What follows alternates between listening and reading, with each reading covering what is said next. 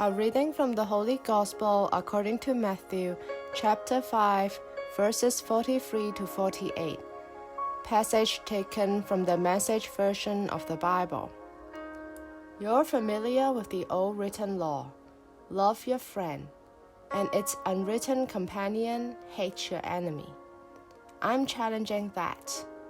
I'm telling you to love your enemies. Let them bring out the best in you, not the worst.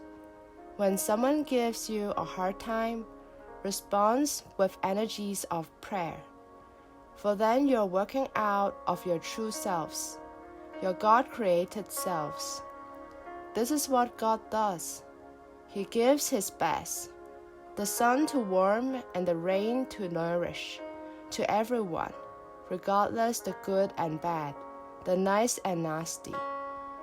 If all of you do is love the lovable, do you expect a bonus? Anybody can do that. If you simply say hello to those who greet you, do you expect a medal? Any run-of-the-mill sinner does that. In a word, what I'm saying is, grow up.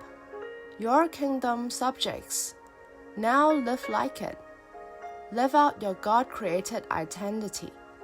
Live generously and graciously towards others, the way God lives towards you. The Gospel of the Lord.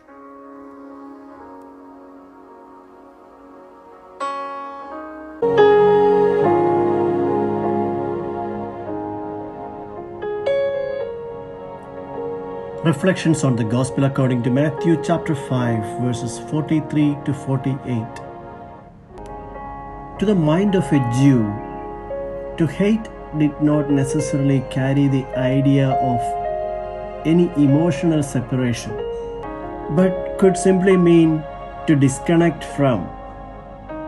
Love, likewise, did not refer to an emotional connection, but rather to a deliberate choice for.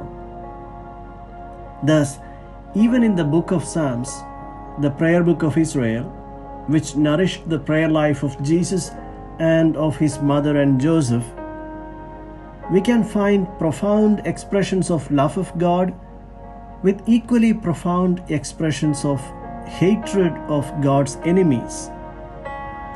Jesus, the new lawgiver, wants to set the record straight.